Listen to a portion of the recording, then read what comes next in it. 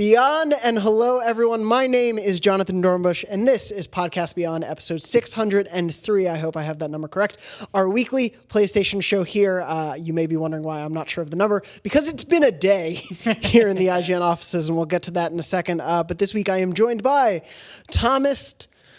I said Thomas, yeah, so it's a bad start it's already off to a rough start, but we're going to keep it. Thomas. Oh man, I'm running out of our names. Ronald Rasputin? No, I've guessed Rasputin because of Raz from Psychonauts. You gotta keep a list. No, Ricardo. Neither of Marks. those. All right, well, we're joined by Tom, as well as Janet Garcia making her return to Beyond. Hey, good to be back. Thank you so much for being here, Janet. Tom, also good to have you here. You know. If you're wondering where Brian, Max, and Lucy are, they're off in Germany with the rest of our wonderful staff who are over there as well, covering everything happening out of Gamescom. It is a huge show, and we have a huge presence at that show. We have, if you're listening to this or watching this on the week that this episode of Beyond airs, we have a huge live stream going on IGN.com and YouTube.com/IGN and like a million other platforms. Watch it. We have, I think, close to 30 hours, about 20 hours of live streams this week. Hell yeah. Half of it in German, half of it in English. So watch the German if you don't understand German and just look at the games. Well, now there's no time to learn like the present, so there you go. Exactly. Learn by watching IGN.com. It teaches you German. But in addition to that, there's actually been so much Sony stuff partially related to Gamescom, partially not related to Gamescom. And thank God the news broke before we record the show, in addition to all the other crazy entertainment news that broke this week. So we're going to jump right in for a very extended news crunch. That is a juicy apple. Goodness. Crunch. Who doesn't love the News Crunch intro? First thing on the docket for News Crunch is, of course, I got some new trophies, you guys, this week. Oh. No, actually, we're talking about, of course, Insomniac Games is now officially a Sony first-party studio. I was interested in the trophy. I'll tell you about the trophies later. Okay. The big news, of course, broke Monday, August 19th. Sony Interactive Entertainment officially announced it has acquired Insomniac Games, the developers behind Marvel's SpiderMan and Ratchet and Clank, as a proper first-party PlayStation studio. Sony and Insomniac are, quote, in definitive agreements to acquire Insomniac, so it's basically a done deal. They just haven't dotted the I's and crossed the T's. Did I say that correct? Probably. Yes. Okay, good enough. Of course, those two companies have held a long relationship, and before we get into the nuts and bolts of what this means, I did want to mention this makes Insomniac the 14th studio in Sony's current lineup of worldwide studios, development studios. I said studios a lot there. Sean Layden, the chairman of Sony's worldwide studio, said, quote, Insomniac Games is one of the most highly acclaimed development studios in the industry, and their legacy of best-in-class storytelling and gameplay is unparalleled. We have enjoyed a strong collaborative partnership with the studio for many years and are thrilled to officially welcome them to the Worldwide Studios family. The addition of Insomniac Games to SIEWWS, he I guess out loud said the acronym, reiterates our commitment to developing world-class gaming experiences that can only be found on the PlayStation platform. Ted Price, Insomniac Games founder and CEO, also said, quote, joining the Worldwide Studios family gives Insomniac even greater opportunities to achieve our studio vision of making positive and lasting impressions on people's lives. We've enjoyed a special relationship with PlayStation practically since our inception. Our partnership amplifies our potential, and Marvel's Spider-Man was a testament to this. We're excited to take the next step in our growth alongside our longtime Worldwide Studios partners. Most of all, we look forward to delivering fresh, new experiences for our fans. Interestingly, alongside of this, Insomniac and Sony also noted Spider-Man on PS4 has sold over 13.2 million copies that sold through worldwide as of July 28th, 2019. So many. It's a lot of So many copies. backpacks. It's a lot of backpacks. A lot of backpacks. How many backpacks are in the game, Janet? A lot. Cool. Too many to count, except the game counts them for you. So And also that's our wiki convenient. guide does. Yes. Um, Even though so- the game did it for you, but it's okay. This is huge Still news. things to be found. And you can go to our wiki to find them. Yeah. Huge news for Sony, for Insomniac Games. This obviously, it feels like a match made in heaven because they've basically been partners for a long time, but I do want to talk about the history of this because there is a sort of like funny gap in the Sony Insomniac partnership. I did want to jump on that first because Tom, before we were recording, you had mentioned on Insomniac side of this, they mentioned they had a statement on their website and they also showed, many of the franchises that they've made with Sony, but also one or two that they haven't in there, and then also one or two that they just didn't show off at all. Yeah, it was funny. I mean, when this news broke, I feel like no one was surprised. Yeah. Like, Finally put a ring on it. Yeah, right. It was kind of a collective about time is sort of the reaction. And I don't think anybody's mad about it either. Spider-Man was great, obviously. Like you were saying, they had this graphic on their site, and I can't remember exactly which games were on it, but it was like Spyro. I'll bring it up. Thank you. It was like Spyro, Ratchet and Clank, Resistance. Oh, I do remember. And then it went Sunset Overdrive, and what's the VR game that they do that I always forget the name? The Unspoken. The Unspoken. And then it went back to Spider-Man, and I was like, oh, you guys got a little bit of a That little gap. fling. Broke up for like a summer and then got back together. Yeah, you know? exactly. Well, and what's We're not interesting... judging. We're no judges. Of course, they also, maybe left off Fuse, the game they made with EA way back when. I think PS3 that was 360. probably intentional. Probably a little bit. Not a black Maybe they had a mark on template there. already made, and they're like, I don't want to go back into Photoshop and have to make these extra Add one slots. more. Also, just like that game went through such a weird cycle, I remember, because they showed it at first with this cartoony sort of art style in the cinematics, and then it got made to sort of a more standard EA third-person action war game. Yeah. But anyway, moving on from that, this is obviously a huge deal. It does make so much sense because these two companies have been working together. I mean, for me, like Spyro was one of my favorite PS1 franchises. Ratchet and Clank was one of my favorite PS2 and PS3 franchises, and PS4, even though there's only been one. I liked what I've played of Resistance. I haven't played the full trilogy, so I can't say there. And of course, Spider-Man is Spider-Man for the PS4. So this isn't a surprise. I do want to ask you both, what do you think this means for Spider-Man going forward for PS4? Is this just are they a Spider-Man factory now? I hope not. Well, so Dan, I think it was Dan Stapleton tweeted out a very interesting thing, or at least had an interesting perspective on this, where he was basically like, functionally for players, this probably means nothing, right? Like this sale probably means very little, because everyone had been speculating and assuming that they were going to work on Spider-Man 2 next anyway, right? Like that's... whether there's any truth to that beyond just talk, we don't know. But like, if we were assuming before this purchase that they were working on Spider-Man 2 for PS4 or PS5 or whatever, right? Then post-purchase, they're just still doing that, right? Like, I think that all this does is kind of more confirm that Sony probably is really interested in having that happen. It's just a little bit more of an indicator, not a direct.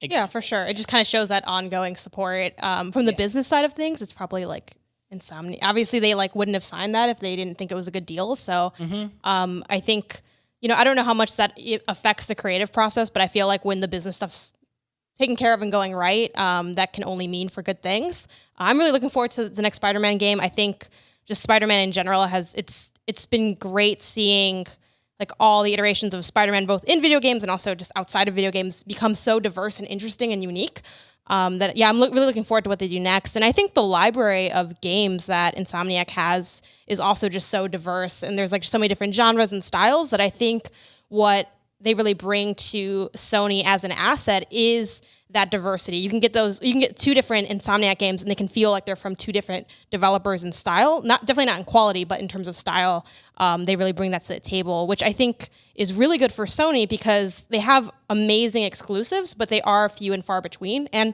hey, games are hard to make. They take time to make, but I think having a studio that can kind of shift between genres and styles so much is really going to be an asset in terms of diversifying Sony's library and portfolio. Yeah, it to me definitely means, as Tom was saying, like, I think Spider-Man 2 was always a done deal as long as the money worked out. And now the money has just worked out to guarantee, one, both sides are happy with it, but two, Insomniac doesn't have to worry. Like, they don't have to say, hey, we have to, give up maybe other opportunities that we want because we can only focus on Spider-Man now. If anything, to me, this means, like you were saying, they can take risks and try other things. Yeah. And they know they'll have a home for them. Well, that's what, I mean, it's interesting, and this isn't a direct correlation because obviously Insomniac, as we said, has a history with Sony, but it's also interesting to also see stuff like a studio like Double Fine get bought by Microsoft recently. They don't have a long history at least, with Microsoft, but I talked to Tim Schafer back at E3 about that, the head of Double Fine, the founder, and he was basically like, it's security, right? Yeah. It's a paycheck. It's like, the way he put it to me was something along the lines of like, I don't have to worry about making sure that like my employees have healthcare next month, right? Like he knows that stability is there. And Insomniac has almost always, not always, but almost always been a studio that does these sort of exclusive deals where they work very closely with a platform, whether it's Sony or Microsoft with Sunset Overdrive, thank you, or Oculus Studios with some of their VR stuff. Or even GameStop's publishing arm with Song of the Deep. Oh yeah, They did that. then. yeah, Thank those you. GameStop exclusives. Yeah, they were. Yeah. So this Only a is few, always, but really this has always been kind of the vibe they work under, but now it might just be like they don't have to go hunting for that next paycheck. Yeah, Yeah. Have it. It is security for them, and like having met and spoken to Ted Price a couple times at like Dice's and seen him speak, like his employee stability is very important to him, and it seems like Insomniac structurally overall, like that is something they really push forward. I think they're often on like best places to work lists because of how much they put that ethos forward. So this really does feel like just making sure the company can stay stable, even though they like, of course, they're working on SpiderMan, but now they don't have to worry if Spider-Man 2 takes a little while. Yeah, and I think with the last Spider-Man game being so successful, that really adds to the trust that I assume Sony has towards Insomniac. Because really the big question, I feel like when it comes to making these deals, besides like the money aspect, like is it a good business choice? It's also like, does this security come at a sacrifice creatively? And I think just given the history, there's like a really good chance that they're going to just kind of have free reign to just do what they want to do. Like Sony already likes what Insomniac's doing, so it's just going to be more of that, but with that security. But also just make sure you're still making Spider-Man. Yeah. Probably. A little bit. But I assume like if they want to go back to the Ratchet and Clank, well now there can be a red Spider-Man PS5 when the PS5 comes out. Yeah. And they also, interestingly, of course, a lot of people have been asking, what does this mean for Sunset Overdrive, which was a Microsoft exclusive, but we're like kind of unclear legally who owns the rights going forward to that. Interestingly, Sean Layden gave an interview with The Hollywood Reporter and said, as far as that IP itself, as a quote, we really haven't turned over the files on that one to see what that actually means, to be honest. So... What marketing speak? Right. Well, one, it seems like even if they have the rights to one. it, it's not like in their purview to care right Yeah. now. Like I think their priorities would be Spider-Man, maybe more Ratchet, but even above Ratchet, I did want to ask what you both think, because Tommy brought this point up to me offline as well, what this means for PSVR, because Insomniac has, there are clearly a few teams within Insomniac, and there's a dedicated VR support there within that company, and interest in making new VR experiences. Stormland, I believe, is the most recent one they've been working on, as well as Edge of Nowhere, The Unspoken, as we mentioned, a few others. So that's... Yeah, they make good VR games. Yeah. Like, they haven't really made anything that has blown, like, the lid off of my experience with VR, but A few VR games have, I mean. Yeah, exactly. I'm like, assuming. nobody's really made that. I mean, there's a few there, and I won't throw shade at VR because I like VR. Yeah. But like they have a dedicated and good and experienced VR team that is kind of easy to forget about when you're thinking about things like Spider-Man and Ratchet and Clank. When you're like, oh yeah, these guys could make some like pretty good PSVR games. And if there is like whatever a PSVR 2.0 or whatever we've been speculating on for a long time, it does come around. Like this is a really good studio to have in your pocket for some like launch titles for that, or a launch game for that. Well, and I have to assume, especially Sony's been pretty clear that they're going to keep supporting PSVR going into the PS5. Yay. They haven't talked about the 2.0 of PSVR, but the original PSVR will be compatible with it. Right. They obviously still have studios that are like fully dedicated to PSVR development, like London Studio with Blood and Truth and everything. So I assume that's something they have interest in going forward.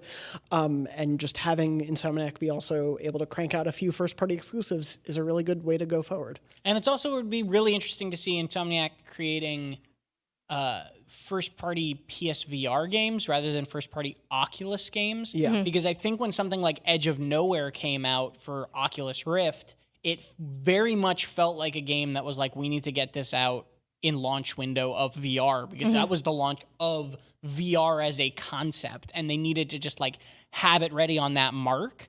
Whereas them having the freedom and the comfort to just make something for PSVR as a Sony first party is a very different development environment from my perspective. I think especially because PSVR, like in relation to the other VR systems or peripherals, whatever phrase you want to give it, functions so differently. Like they can still run very similar, if not the same games, but just like with the way the motion controls work and some of the technical limitations, I think it is just nice to be able to just solely focus on PSVR rather than having to like account for all these other ones. Especially because like a lot of times when a studio is developing for like multiple VR platforms, PSVR might be one of the ones that more likely falls to the wayside because it's so much more specialized than the other ones. So yeah, I think this will definitely be good. I'm a big fan of PSVR. I miss my VR headset, which I left in Chicago, but yeah, some good experiences on there. I think you've told the story before on the show of your purchasing. Oh yeah. That was my my like janky memory card. Yeah, I remember that. I reached out to the Facebook Podcast Beyond group, the Facebook Podcast Beyond group, which is facebook.com/groups/podcast beyond for some reactions to this news, because obviously this is the first new Sony first party studio in a long time. A lot of people felt along the same lines, asking questions about what might this mean for their PSVR inclusion. Casey asked us, though, with this acquisition by Sony, would you rather see a continuation of current IP or brand new IP from them? And so obviously we assume, there will be another Spider-Man from them. Whether they do more Ratchet and Clank is up for debate. But do you think we'll see new IPs out of them in any big way? I feel that would come from the PSVR route. I want some new. I don't think you would go to the studio that made Spyro and made Ratchet and Clank and made Sunset Overdrive and say you're only making Spider-Man games now, right? Like, I think that Sony definitely didn't.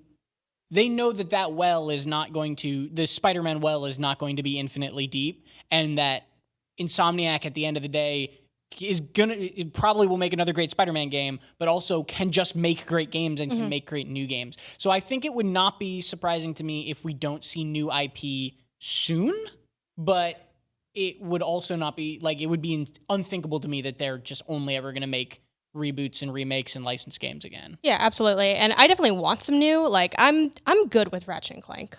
I personally have had my fun, and I am now done. Only because Jen, for me, it's been fun having you on the show. I know. I feel like I drag Ratchet and Clank every time I'm on this show, which is funny, but they're so innocent. It's really great, but I feel like they've that franchise has kind of maxed out its potential. I think it can have improvements in small ways, and every Ratchet and Clank game I play has been great.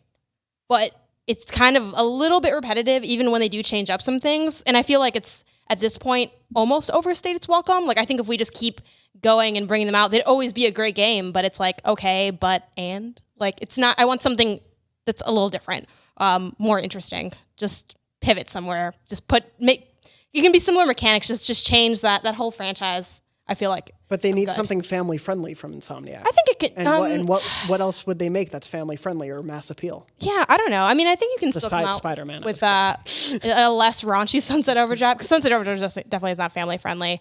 But I think they've shown that they can do different things. Yeah. I wouldn't mind them still doing something I know mascot platformers are kind of have fallen out of vogue, over the years, but I'm still. I think there's a place for them to try a new franchise. If it's not more Ratchet and Clank, to do a new third-person platformer-esque thing, but a different universe. Yeah. Totally give that a try. Yeah, I am generally, I do like Ratchet and Clank. I had Size Matters on the PSP, the Clank game. Yeah. And it was great. I loved it. Jesse from the Facebook group also said, hopefully the Insomniac deal means we can stop trying to force Knack and get a good push for the next Ratchet and Clank. Which, yes, I would rather see more Ratchet and Clank than Knack, but you'll have to talk to Mark Cerny about that, not Insomniac. Before we move on from the Insomniac of it all, I did want to ask, obviously, right before we started recording this episode, we actually are recording a little bit later because the massive news that Spider-Man's not in the MCU anymore is happening, reportedly. We'll see if it changes by the time this episode goes up, because that's how recording podcasts works. But I did want to ask you both, do you think that deal on the Sony Pictures side at all affects what will happen with Spider-Man in the games side of things? Nah. Because it was already pivoted from that whole universe and concept. It's a different thing. Yeah. It's the same character, and some of the lore is definitely it's pulling from a shared lore, but the where you're dropping that pin and what things are you pulling from Spider-Man lore is always going to vary, and that's even true in films of Spider-Man. So yeah, it doesn't have any impact. Well, also, it's the reason you can have Yuri Lowenthal playing Spider-Man in Spider-Man PS4, and also Marvel Ultimate Alliance 3 is a Switch exclusive, is because the Marvel movie rights are such a different beast than Marvel game rights. Yeah, and this will likely have no impact whatsoever on the future of Spider-Man as a game. The only thing I think it would have an impact on is just the marketing. Yeah. Because Sony Pictures can put Spider-Man in the next, like the Spider-Man 2 in Spider-Man 3, the movie. Like they can integrate things more, but I don't think really beyond that it changes it. Yeah, I guess you get maybe some questions about tie-in costumes, right? Yeah. That sort of thing. Maybe there's something like that, but in terms of like actual production, nah, I think the games world is going to be well insulated from all of this. Yeah, it'll be curious to see the future of both Spider-Man and Insomniac, but it's very exciting to have them in here. There have been talks and rumors of Sony acquisitions as we go into the PS5 life cycle. Sony executives have talked about wanting to maybe acquire some studios. If you could pick another studio for Sony to acquire, who would you want them to pick? I mean, can I just say the easy answer? Sure. Kojima. Oh yeah, that is the easy answer. I know he hasn't made a game yet. Because you're looking at the Death Stranding stuff. Is that Well, why? that is 'Cause I part pulled of it the up on the easy computer. answer. But yeah, like that's. I know he hasn't made a game yet, and maybe Death Stranding will be a hot mess, and they won't want to buy him. But like, it seems like a really easy fit. And we'll have to see what Death Stranding is like, and we'll have to see what his plans are like, because maybe Kojima doesn't want to answer to a big corporation again, right? Because he got screwed over by Konami and doesn't just wants to stay away from that. But they've always had a good relationship, it seems like, so who knows? Yeah, I don't have anything that comes to mind in terms of it being specifically advantageous to Sony, like, and not other companies, but you guys know I love Annapurna games. So, and I feel like it does match the creative vision of Sony, because Sony is really big on these, like, you know, even in that statement about, I think actually that might have been Insomniac Games, but talking about that idea of creating these memorable stories that you carry with you. And I think Annapurna Games often does have that, even in their games that are highly mechanic focused, like Donut County, even that had an interesting story that I still think about. Just every day I'm just thinking about it. But yeah, and they have like those like weird kind of like visual novel, like interactive thrillers. And I feel like Sony is really big with that.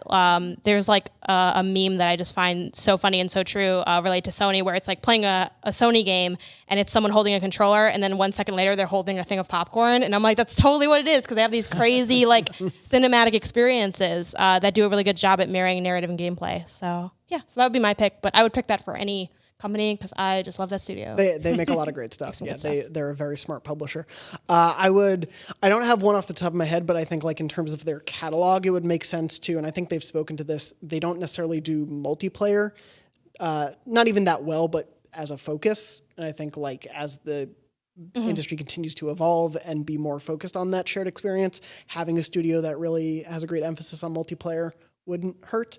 But in terms of a company that fits with their ethos, the rumors have been out there, but man, Remedy would be a cool pickup for them, especially now that like after whatever they do with Control, who knows where they go next. Yeah. It'd be cool to see them, and they certainly fit in line and also have, I think, even more of a focus on mechanics sometimes than some of the first-party Sony studios do that are more narrative-focused. So, you know, there's a lot of like give and take and learnings. That's a good pick. And I feel like Control, just based on the things we've seen so far, does really fit that bill. And it is interesting because that game's, you know, definitely not an exclusive to anyone. You know, it's on PS4, Xbox, PC via Epic Game Store. But it's funny because they do have like so many more perks if you buy it like digitally on the PS4. Oh, really? Like, yeah, I was, you know, I'm working on the guide for that game, so I did some scrubbing of our content, looked at the website and stuff, and I made like a little pre-order page and all that. And it was like the stuff you get if you do digital deluxe edition PS4. It's like everything, like DLC, everything, and then like PC, it's like there is no deluxe edition or something weird like that. Like, it is funny when there's like those. It's obviously still not exclusive, but those like, kind of like, like I slightly favored you a little bit. Like, yeah, so I think that totally would fit the bill. Well, speaking of deluxe editions, it was available earlier today. I don't know if it still will be when this goes up, but the $199 edition of Death Stranding was available again. This is the one that includes the baby. The bridge BB. baby. The BB or the bridge baby. And I bring that up because during the Gamescom opening night live press conference, it quickly turned into the Kojima fan cast. As noted, Kojima fan Jeff Keighley brought Kojima on stage. There, of course, has been a bromance between the two of them, or at least a lot of love from Jeff Someone Keighley. has feelings somewhere. But the two of them have obviously been good friends for a long time, and Keighley brought Kojima out on stage to show 2 new trailers for Death Stranding, the first bit of uncut gameplay, and we'll get to that in a second, as well as confirmed that Jeff Keighley makes a cameo in the game. He also opened it though with like this sizzle reel of Kojima and also the Game Awards, which he like runs. So that was an interesting start because it was like this weird, and then it was like this weird like recap of like the history of the marketing of Death Stranding, but also like very Game Awards Keighley centric, which obviously Death Stranding has made huge appearances at the Game Awards. So that part makes sense. That was a little weird. And then also, before we dive into it, I do want to point out that early in that presentation, Jeff Keighley said, "Strand on your feet." And it was the worst moment in video game history since Hillary Clinton said Pokemon Go to the polls. Okay. So I just need to... And you're knocking Keighley for prepping a sizzle reel. You had a speech prepared. I had to write it down because I was, now we're just kind of getting on a tangent, but I actually didn't catch this yesterday because I was working on some wiki stuff. So I'm like, I can't really watch a press conference right now. I have to just do my work stuff. But I did catch the tail end. And then when I got to Beyond, I was like, okay, let me watch this on my walk to work. So it's fresh in my mind and burned deeply into my memory. Yes, he said, "Strand on your feet."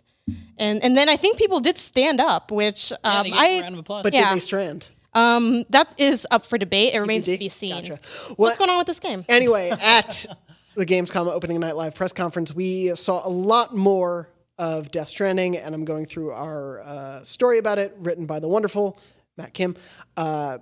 He wrote one of the stories, and then Joe Screbbles wrote another. We're going to get to Matt's story in a little bit, but Joe broke down all of the footage, which included the new urination mechanic that you can perform with Norman Reedus' character Sam. Yes. No. The clip of gameplay that was shown, I'm reading from Joe's story, includes Sam waking up, taking a pee, which makes a giant mushroom appear, climbing to a station where a holographic figure played by Jeff Keighley, voiced by Matt Mercer, asks him to complete tasks. He falls down a cliff and rocks his bridge baby to sleep using motion controls. The day in the life. Which is just an amazing description and is true to everything that happened. As for the wider gameplay, Joe writes, Kojima was coy, but said Sam's goal is to connect the fractured cities from east to west of the game's world, which he appears to do by carrying out the deliveries we've seen in previous footage. Lone preppers can be found in the open world, Keighley's character being one who will reward you for your help. Kojima made clear that Norman Reedus will move to protect his gentleman's agreements if you rotate the camera during the urination sequence. You cannot see Norman Reedus's nether regions in the game. Tom's shaking his head silently, staring in disbelief. He also teased that I just love that this is the conversation. It was a very phallic-centric Let me just trailer. read this one line. He also teased that if multiple players urinate in the same spot, the mushroom that grows could become, quote, something good later on. Yeah, he said something. Well, and also these are all translated, of course, like Kojima speaks and then the translator translates. But it was something good might happen, and that was a little uncomfortable. Yeah, a little bit. I just can't believe that we got the first uncut trailer of gameplay of Death Stranding, and the only thing anyone is talking about is that you can pee in the game. Yeah, well, that was a large portion of it. Yeah, that was like the gameplay they showed. And then when just amazing. I know, and I'm when they not spoke mad about it, they also like went slightly more in depth. And I think, I feel like that clearly was done on purpose, right? Because it's like funny and weird, and it's very like internet shareable. Got people talking. Oh, for sure. But then it's funny because you also kind of felt like the light backpedal, where at one point Kojima's like, I mean, that's not like the main part of the game. Like this isn't just like a peeing game. Yeah, so the new subgenre, peeing games. Yeah, the strand genre, which was another phrase that was said on stage. In addition to all that, earlier, the strand. There were two trailers, one showing the character Mama, played by Margaret Qualley, who most recently was in Once Upon a Time in Hollywood and is in the best show of all time, The Leftovers. And it showed about her and her baby, which was born on the other side. Mama is tethered to the baby by her umbilical cord. The second clip more heavily focused on the bridge baby, the BB, that we've seen him carrying around in many clips. That clip also included Guillermo del Toro's Deadman, explaining that Bridge Baby is how Sam senses the predatory BTs around the world. So yeah, there were 3 looks into Death Stranding, and what I first want to open to both of you is, what did you think of what we saw? Did it change how you feel about Death Stranding going into Death Stranding?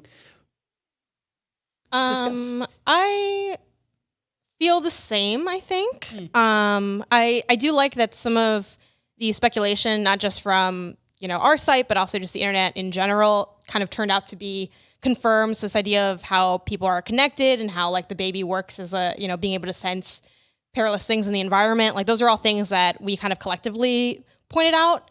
And now those things have been confirmed. So I did like that aspect of it. I'm very much a Death Stranding skeptic. I feel like it's gonna just be all right. But I could also see it being, I feel like it's going to go in one of two big directions. It's either going to be like, oh my God, it's like so brilliant. It's like it's created the Strand genre that didn't exist before or whatever. Or it's going to be like kind of a flop.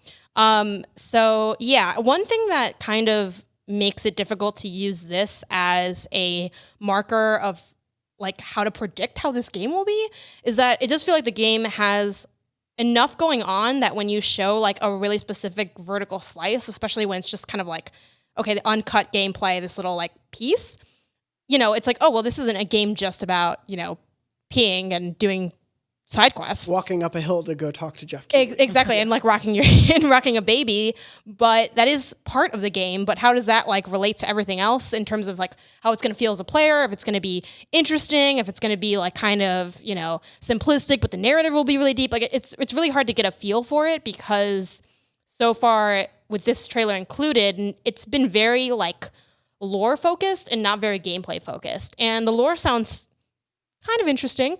But like it's still a video game, and as far as video games have gone in terms of story, at the end of the day, it still also needs to be interesting to control. Like even in narrative-driven games, like the fun thing about those is the way the story is presented, like how it kind of pulls you into the experience, like What Remains of Edith Finch, or if it's like a narrative-driven game where you make choices.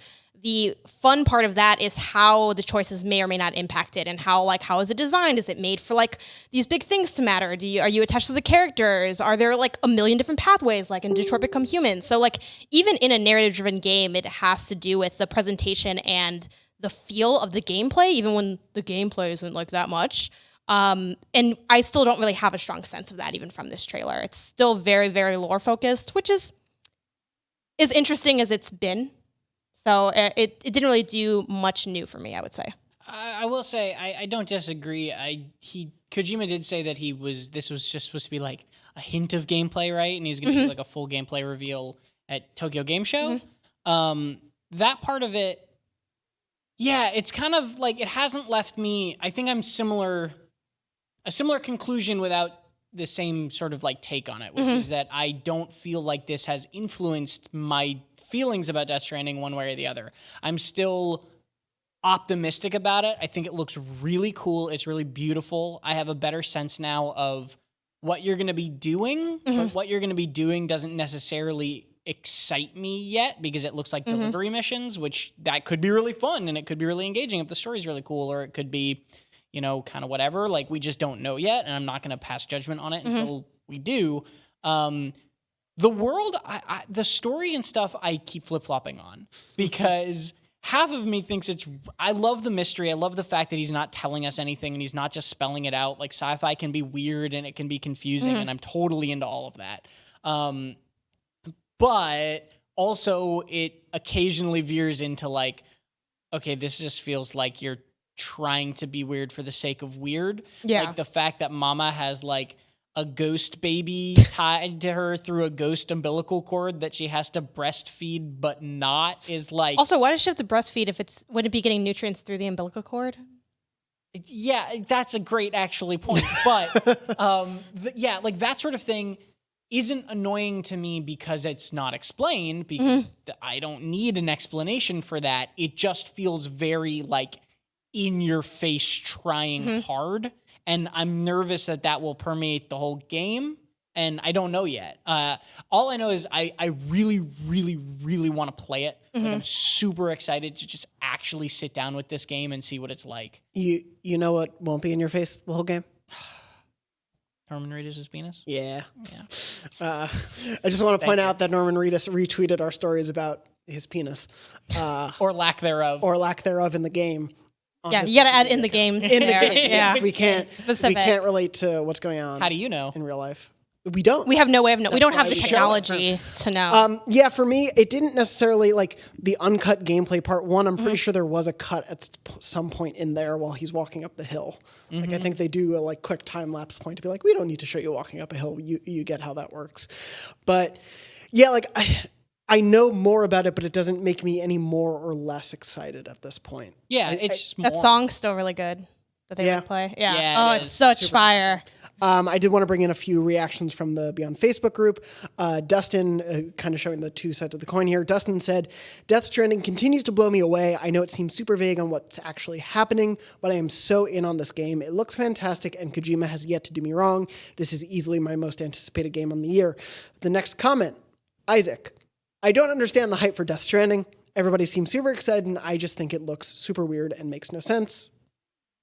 Which seems to kind of be where things are. And I don't think what they're showing changes however you feel about that, which isn't necessarily a bad thing. Right. And also, real talk, both of those opinions can live in the world and not eliminate each other. And it doesn't mean one person is wrong and one person is right. One might be on the real side of the world and one might be on the dead side of the world. But they both influence exactly the experience. But one of those comments said that Kojima hasn't done you wrong yet. I will say, I don't know if I feel the same way. Like Kojima is a wonderful game designer, and I like Metal Gear Solid 5, for example, is like one of my favorite games in recent memory. But he has also shown exactly what I was saying, which is like Metal Gear Solid 4 was the plot of that game was a hot mess in a way that was not as interesting as Kojima's hot messes can sometimes be. Because sometimes he goes crazy with plot and it's weird and cool and it draws you in. And sometimes it just goes like weird with plot and it's just kind of weird. Yeah. And like that's the key, I think, to this is it is not necessarily a bad thing, but it also could be, and we just don't know which way. Sometimes you need an editor to tell you that. Like you're brilliant, but just gotta mold it. Yeah. Just right. A little and bit. so we don't know which way the coin's gonna fall, and like I don't know. I'm It's just exciting not to know about such a high profile game. right. Like I'm kind of this isn't into a bad that. thing to me. Yeah. And you'll just have to wait for reviews to come out and people to play it before we really have an answer about any of this stuff. I also think it's just kind of, and maybe Death Stranding could have been explained in a way that would make sense, but also it might just be a game that's like, especially because it's sci-fi and just generally weird. Sometimes it's hard to explain that stuff. Like even with like Control, like the marketing of that game, a lot of people were like, what is it? And I'm like, right. it's like, and once I saw it at E3, I had a much stronger understanding for what it was, but it like takes a while to get to know, and it doesn't necessarily translate super well, because especially when it's so sci-fi and from something that's not based on a familiar lore, it ends up just being a lot of jargon, and it sounds kind of like, it's hard not to sound like you're trying too hard. You're like, oh, well, the blah, blah, blah goes to the blah, blah, and then, the BB, you evoke it, and then it connects to the ghost womb, and it's like, wait, what? Yeah. So, maybe it's weird enough that, it also is hard to convey, but I also get the sense that no one's trying to explain what it is, which is fine too. And to their credit, that Deadman trailer and about the bridge babies was what a lot of people were asking for. Yeah. Which is just like 4 minutes of exposition about a plot point and a thing in this game. Yeah, it's nice to know a little bit more about the lore. Yeah, like I actually thought that sort of thing, what the information actually says specifically, is up for whether that helped me or hurt me in terms of confusion. But like the fact that they just spent some time to show like, hey, this is probably like a cutscene in the game where you learn about this mechanic is like actually really helpful to me. Yeah. Yeah. Of course, we'll learn much more about Death Stranding, as you mentioned, at Tokyo Game Show and the weeks to come before the game actually comes out in November. Moving on from that, did want to mention a few smaller pieces of news, additionally, that have been coming out of Gamescom and just Gamescom adjacent. One is Erica, a surprise release, though we've known about it for a bit. It's a PlayLink game, though it wasn't branded as PlayLink really anymore. Not anymore. But it is a live-action mystery game called Erica. It's now out on PS4. You can download it. It is, I believe, $9.99. It is made by the developer Flavorworks, and it's somewhat similar to Netflix's Bandersnatch. You're essentially playing through a live-action mystery, and you're choosing different dialogue paths that change where the story goes. There's also a little bit more interactivity. I was actually playing last night, and it You can either use the touchpad on your DualShock or you can use a phone app, and it can kind of like, there are points where you're like, you need to flick a lighter a certain way, or you need to wipe the dust off a thing. And so you like scratch across your touchscreen or your touchpad.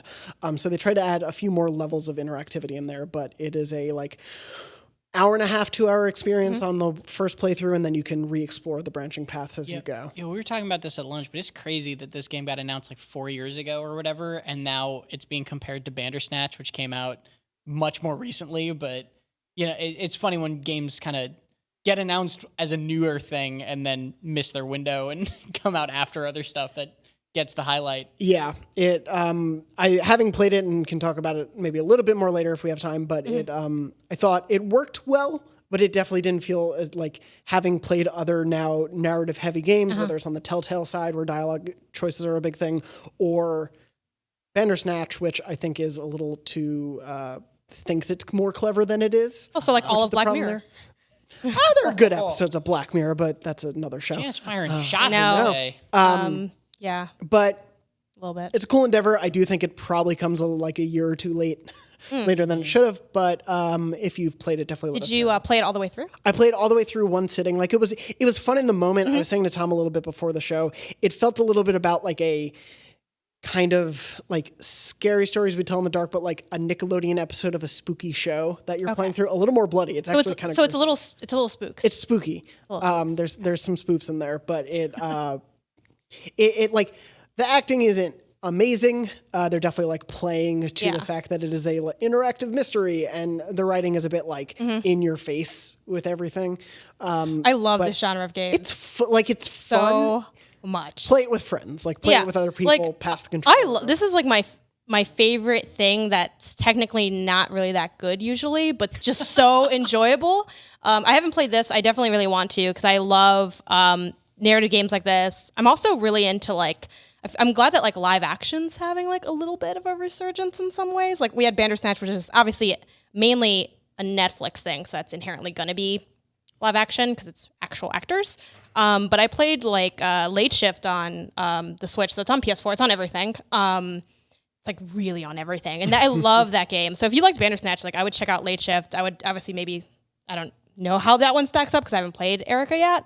But yeah, that live action stuff. It has like very like over the top acting, like very highly dramatic, like super extra, and the plot always ends up going somewhere really odd, and you're like, why or how? It's like, oh, now someone's dead in the alley, and it's just crazy.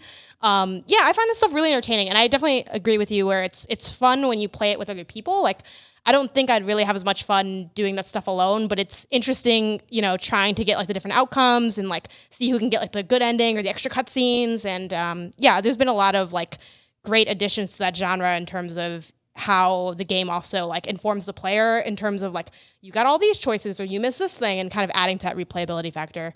So yeah, not sure how this is, but also play Late Shift because I got so many people play Late Shift and it's so good. I'm curious to see what you think of Erica if you have a chance to play. Yeah, I'll definitely check it out. We can maybe swing back and talk about it more. Yeah, for sure. Moving on to a couple other small things. Wanted to mention Yakuza Remastered Collection was announced officially as part of IGN's Gamescom live show, so you should check it out for exclusive reveals. Right now, Yakuza 3 is available, while Yakuza 4 and 5 in the West are coming to North America for PS4 as part of this. Yakuza 4 will unlock on October 29th, and Yakuza 5 will unlock on February 11th, 2020. So you can look forward to that. This is a great, just like it's about time sort of thing too. Yeah, and I get that it makes sense why they're not doing full Kiwamis for each game. So these are a little more modern. Right? Yeah, they hold up a little more on their own. Final Fantasy VIII Remastered was also announced for a release date, September 3rd, which is like 2 weeks from now. So if you want to play a Final Fantasy that I have not played because I wasn't allowed as a kid. Why weren't you allowed? We played the first 2 hours at my house with my friends, and then my parents found out they said hell, and so we had to stop playing. Let me fix this. If you want to play Triple Triad, then you can get the Final Fantasy VIII Remastered game and then find the cards in-game and play the best part of Final Fantasy VIII. Boom. That's not true. Were you Final also Fantasy is great. Did you have like ESRB restrictions then on your games No, too? not necessarily. Or your parents not like? It was more case by case basis. Okay. They continue to let me. Did you pause like the cutscenes then when there was like something like saucy happening? We just stopped. Okay. We just M stopped for playing. mature as long as they don't say hell. Hell, yeah. Anything else A-okay. is fine. Yeah. I was totally allowed to play GTA, but not Final Fit now. Also wanted to mention Call of Duty Modern Warfare is getting a PS4 alpha. It was announced for this Friday, August 23rd, is for the 2v2 gunfight mode, so you can test that out starting this weekend. And in addition to that, the last big thing I wanted to mention as part of News Crunch was Marvel's Avengers demo is out. You live out there in the world, if you haven't been to E3 or to Comic-Con or to Gamescom, you can now watch that demo. Yay. It's out there in the open. It's roughly about 18, 19 minutes of gameplay. Shows off what we have largely seen behind closed doors at those previous conferences. And I've seen it. I've talked about it on the show before. What did you both think? I thought it was pretty similar to what a lot of people were saying, right? Like it was definitely, I think Tina put it really well when she was like, it's a tutorial mission. It's very clearly a tutorial mission, and it is both exciting in moments and bland in others, as you might expect from a big bombastic cinematic tutorial mission. Yeah. Yeah, it looks kind of basic, but that doesn't mean it will be basic when it comes out. But just from, it was a lot of what you'd expect. It was neat. Run, hit, some quick time events, those classic quick time events. Nothing about it was offensive, right? It was just like... Wasn't offensive. yeah. Tom Marks. Existed. It was cool. It was pretty. I liked a lot of the animation. Inoffensive game. Yeah. Yes. What I will say is I think the more interesting thing out of Gamescom for Avengers is what Tina and Lucy were looking at with kind of more, we know more about the structure of it. Yeah. Well, and they got to play it. Yeah. So that they both, know how the game feels. You can read Lucy's very extensive preview on IGN.com. It's up there, and we'll probably ever talk about it on the show when she's back. But yeah, they've played it. They get a sense more of how the single player versus multiplayer aspects work. Some of the character customization stuff, all those things were a little bit more clarified. Just hearing the breakdown of the mission structure, because they said there's a base, right? You have your helicarrier base.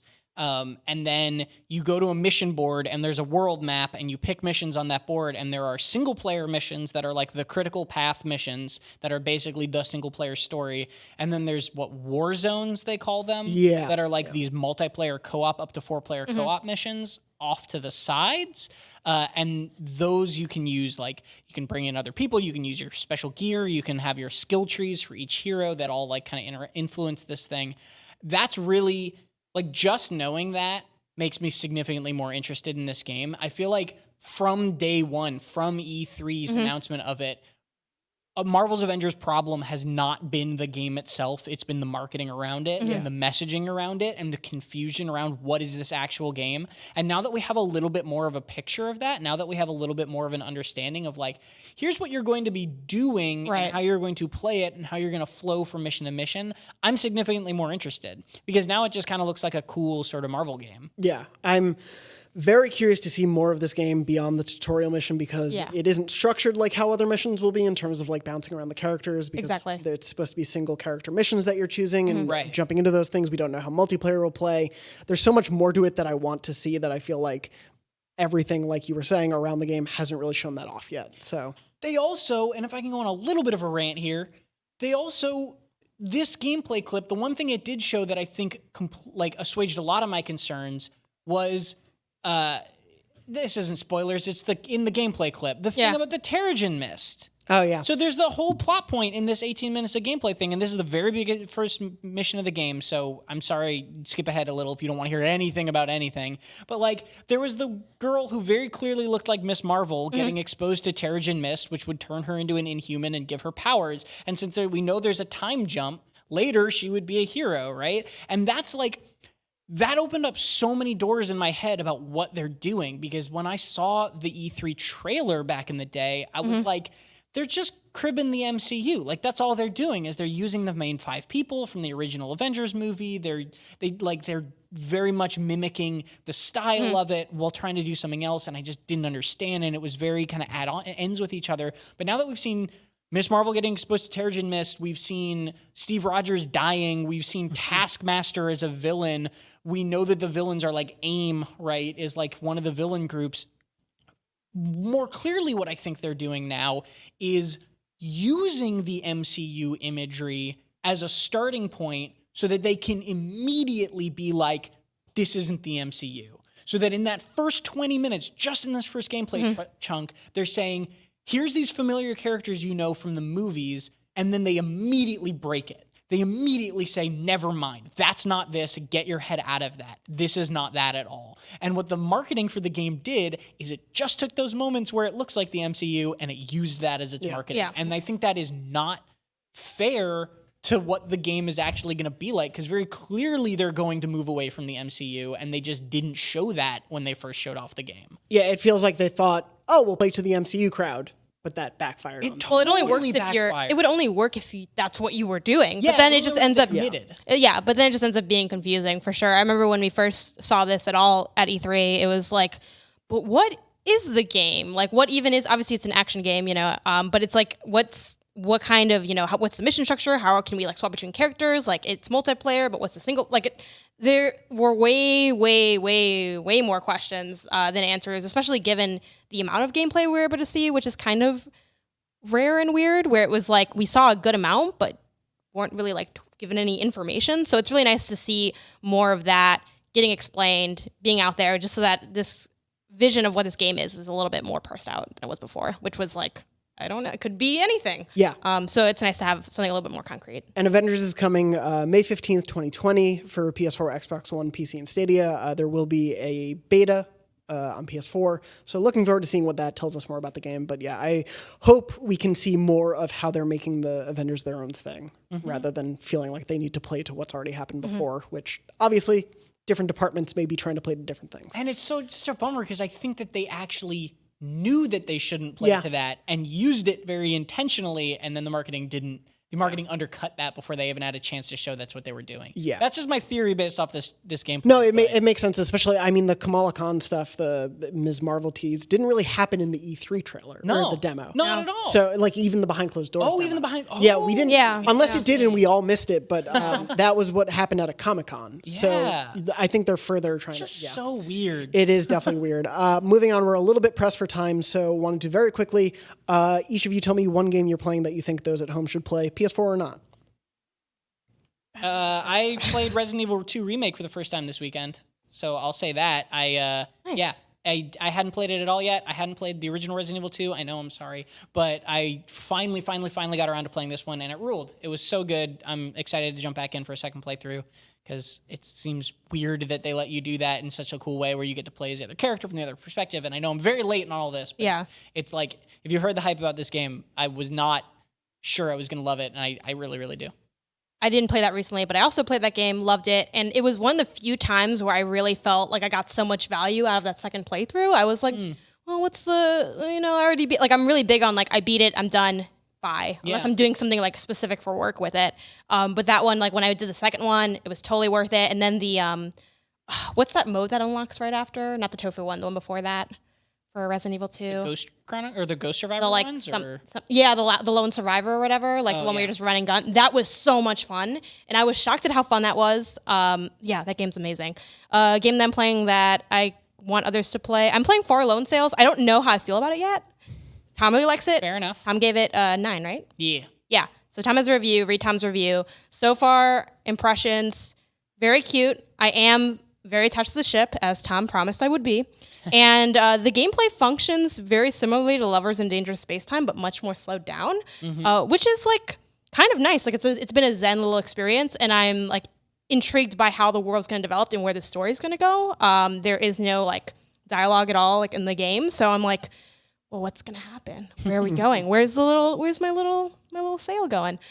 So that part has pulled me along, and I think my feelings on the game will just depend on where it ends. It's a really short game. It's only a few hours, but I only got like halfway through it, and I just need to finish the other half at some point, hopefully this week. And if you want to know more, you can read Tom's review. Yeah. I've been playing Embargoed. So I've also been playing Hulu to watch Legion, because Legion is very good. I've also been playing Embargoed. We will talk about Embargoed in the future. Always a great game. Highly anticipated game, Embargoed. Yes. And with that, why don't we move on for one memory card story? Yay. Memory Card is, of course, our weekly segment where we read stories from you, the listeners and viewers at home, about your funny, sad, happy, weird, whatever memories of your PlayStation and gaming life in general. This week's story is brought to you by Dan from New York. Dan said, hello and beyond. Been listening to and loving the show for about 8 months now, and thank you for all the wonderful work you do. Thank you so much, Dan. Moving on, Dan said, now to be honest, I am not much of a PlayStation, he said PS, so it didn't trip me up, PlayStation player nowadays. Tom, help me. Oh, no. I don't know. I'm an old man, and I don't know how to work my email. Sorry, Dan. There you go. There we go. It didn't zoom in properly. Now, to be honest, I am not as much of a PlayStation player nowadays, but getting my first PS1 opened my eyes to a world beyond Nintendo. My memories from 2007 when I was on my second year in the US Navy, and the PS3 had recently been released, but I could not bring myself to pay the insane price tag until the pre-orders went up for Metal Gear Solid 4 bundle with an 80 gigabyte system. I had been a long-time MGS fan, and that was the game I was waiting for, so I pre-ordered the console. Having been stationed in San Diego at the time and not knowing where I might be when the system actually shipped, I put my delivery address as the actual ship I was crew on. Then, as you might have guessed, my ship deployed a few weeks before the bundle release, and I had no idea when I would actually see it. As the fates would have it, while in the middle of the Pacific Ocean and not having seen land for a few weeks, we had an underway replenishment which includes mail. So, while at sea, my monstrous PS3 bundle was air delivered by helicopter to my ship. I being none the wiser until one of our supply guys came to me and was looking very confused, asked me why there was a giant box with my name on it. At first, I had no idea. Then it hit me. My hands went to my face, and I gasped and said, no, they didn't. Giggling like a small child, I was ecstatic. Later, after my shift, I had the glory of opening my PS3 while in the middle of the ocean and for the first time experiencing that lovely new console. I won't go into the woes that were playing MGS4 in small chunks. Haha. P.S. After listening to you guys at Beyond and other gaming podcasts, I myself now have a gaming podcast and write about games on my personal blog. Thank you for everything. Have a nice day, Dan. That was really cool. Yeah, that's lovely. I love these. You're like, okay, memory card time. Like, I'm ready to cry today. Let's go. Thank you so much for writing in, Dan, and thank you for your service as well. I hope you have enjoyed many more memories with PS3 and maybe PS4. Would you say PS3 and beyond? PS3 and beyond. Before we wrap up, I would like to do a trophy test with you both. Janet, this is your first time on trophy test since ever, right? Yes, since ever. And since I have started the count We're making history today. Tom? I'm like blocking the screen. Oh, don't worry. This isn't... you can't tell what the answers are. Okay. Please don't look at the screen anyway. That helps. Anyway, trophy test is, of course, our weekly segment here where... I challenge those on the panel with me to guess the real names of a trophy, of a collection of 6 trophies this week. I believe I have 6, yes. So far, I'm counting the tally since episode 600. We started doing these with 601 yet again. Consider this the new and improved trophy test. Tom, you are not in the lead currently, but I think this week might make you leader by default. Wow, the bias is clear. So congrats. Unless I get 0 correct. No, because here on Trophy Test, there are no losers. Oh, yeah. Every week I award a gold, silver, and bronze trophy. Gold is worth 3 points, silver is worth 2 points, and bronze is worth 1. At the end of the year, we'll award a platinum trophy to the winner. We still have my 4th grade Little League trophy in my parents' house, so yeah. Maybe you can add this one to the collection. This 100%. week, in honor of Insomniac and the MCU news, is SpiderMan PS4 trophies. So, I will give you the description of the trophy, and you must tell me the real title of the trophy. Cool. I'm going to make sure I have a tally going down for your results. I'm going to start studying for this, just like reading through Yeah. the trophy list of... I always like having the guides team on because you guys have to deal with these pages sometimes. Anyway, the first trophy. The description is to unlock all skills. Is the title of that trophy Superior Spider-Man or Spectacular Spider-Man? Oh. Janet. Spectacular. Tom. Superior, just to be contrarian. Nice. I appreciate it. Tom, you are correct. It is Superior Spider-Man. That's actually the one I was going to go for anyway. That sounds so elitist. Yeah. I thought Spider-Man would be more welcoming than that. He's friendly neighborhood Spider-Man. He's Even though he superior was Spider-Man kind of old. when he has all the skills. That one. Okay. He's not that old. He's like 24. Yeah. That's true. Anyway, next trophy. Take down each Fisk hideout. Is that trophy All the King's Men or King of the City? Janet. King of the City. Tom. All the King's Men, because Fisk looks like Humpty, like an egg, like Humpty Dumpty. Oh, God. The answer is All the King's Men. Yeah! Oh, man. 2 for 2. How come I had to go first each time? Don't worry, I'll You can switch throw- that up. Yeah, you can throw me to the wolves. 100% complete all districts. Is that A True Tourist or I Heart Manhattan? Tom. A True Tourist or I Heart Manhattan? I'm gonna go True Tourist. I Heart Manhattan. God, no, it's wrong, isn't it? I'm still going with Correct it. answer I'm still going. I Heart Manhattan. is I Heart Manhattan. Congrats. Oh. Janet, you got that one. You're on the board. Tom has 2 points. Janet has 1. Yay. Well, at least be happy about it. Next trophy. I don't want to be too loud. Purchase all suits. Dressed for any occasion or a suit for all seasons. I hate both of these names. Tom. Dressed for any occasion That or one, dress for any occasion. Okay. Janet. Just for an occasion. You're both saying dress for any occasion. The answer is a suit for all seasons. Really? Man. Yeah. What? 2 embarrassing. trophies I knew I left. should have platinumed this game. Tom, you should have. It's not that hard of a platinum. I got it from Redbox and I had to return it. Janet. Tom, you have 2. Janet, you have 1. Moving on to the 4th. Is it 4th? No, 5th. Complete all the corrupted student missions. Is it schooled or detention? Complete all the corrupted student missions. Schooled or detention? Janet, back to you. Gold. Tom. I'm going to go with the same. I'm going to also... You're both correct. It is schooled. Yay! Cool. Moving on. These Final. are so hard. Janet, you could tie it up. I could. Get spectacular or better in a Taskmaster bomb challenge. Short fuse or diffused the situation. Get spectacular or better in a Taskmaster bomb challenge. Short fuse or diffused the situation. And we will start with Janet. Short fused. Diffuse the situation. The correct answer is short fuse. Oh! Congrats, Janet. You've tied it up. All right. Oh! And because I don't have a tiebreaker, you both win a gold trophy this week. It's all tied up at Congratulations. fun to fun. Janet, you have won 3 points. Tom, you have won 3 points, making you the leader so far in Don't know how that happened. in the trophy test rankings since episode 600. You're in the lead, followed by Janet, Lucy, and JR with 3 points each. Max with 2, and Casey with 1. Congratulations to you both. Now, see, this is Together bad. Guide Now team I has want to 4. hold it. Yeah, you'll have to be on the show in the Heavy lies the crown. Call in. I totally accept calling. Is the trophy heavy as the crown? Yeah, you have me on here just for the trophy test going forward. And Happily, sure. Yeah. Anyway, moving on from that, I'm making sure all these slacks are okay. Thank you all so much for listening or watching this episode of Beyond, episode 603. Remember, Beyond is live every Wednesday at 3 p.m. Pacific at beyond.ign.com, youtube.com/IGN, and your favorite podcast services around the world. Tom, when you're not here and when I'm not hounding you about your middle name, where can people find you? Usually like bed or the couch, but What about also, on social media? Tom R. Marks on Twitter. Good. Janet, what about you? I'm at GameOnysus on Twitter, Instagram, and Facebook. I am also usually asleep, but when I am not, at JM Dornbush on Twitter and Instagram, or on a Kingdom Hearts subreddit, probably. Anyway, thank you all so much for watching and listening, and as always, Beyond. Beyond. Beyond.